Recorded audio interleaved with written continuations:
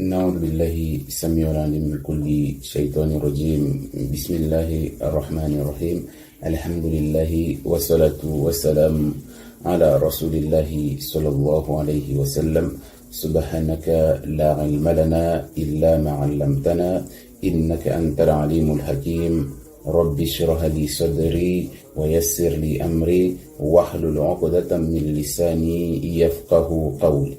اللهم إنا نسألك علما نافعا ورزقا طيبا وعملا متقبلا. ربي زدنا علما. السلام عليكم ورحمة الله وبركاته. Aujourd'hui, nous allons parler de la sorcellerie symbolique des pas laissés par vos chaussures, dans la terre ou autre. Alors, certains sorciers prennent un moulage de vos empreintes, si c'est possible.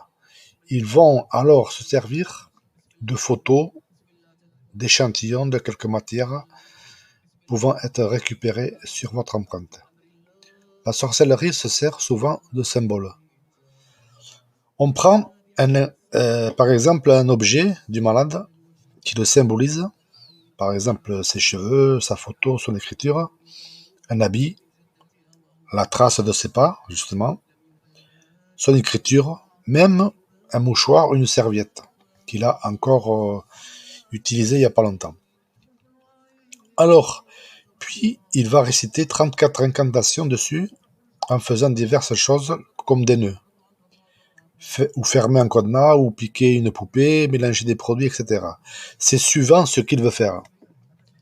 Pour ce qui nous intéresse aujourd'hui, ça sera la sorcellerie symbolique qui se sert des empreintes de vos chaussures ou de vos pas, pieds nus, ça n'a vraiment pas d'importance.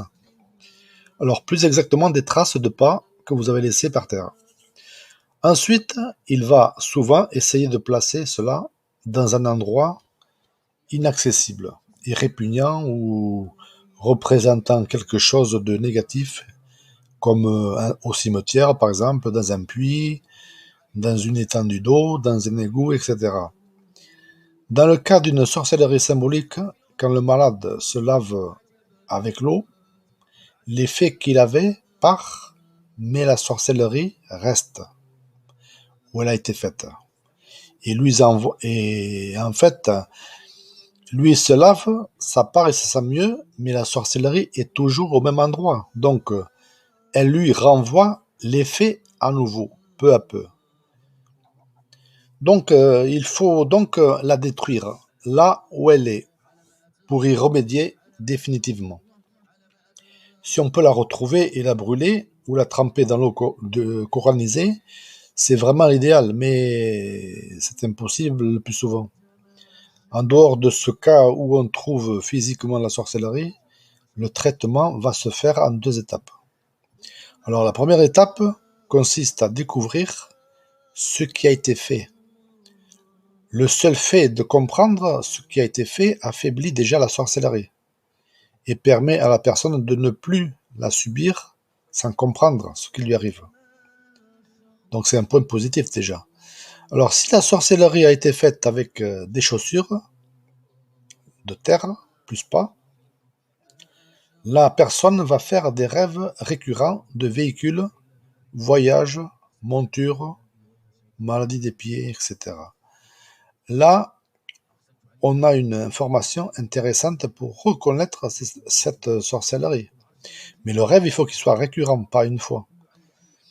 L'ordre dicté par cette sorcellerie va se matérialiser dans la vie de la personne et s'infiltre peu à peu dans son mental, jusqu'à ce que la personne, en réfléchissant et en recherchant, arrive à s'en rendre compte.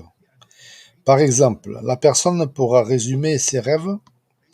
Par exemple, elle dira « Je fais des rêves de voyage » ou « Je rêve que je conduis une voiture et tout à coup, ça devient incontrôlable. Soit la voiture n'arrive pas à avancer dans les montées, ou à freiner dans les descentes. Ça veut dire que la sorcellerie est faite avec ses pas. Bien sûr, faut que ces rêves soient, comme je dis, récurrents et qu'ils vous mettent mal à l'aise.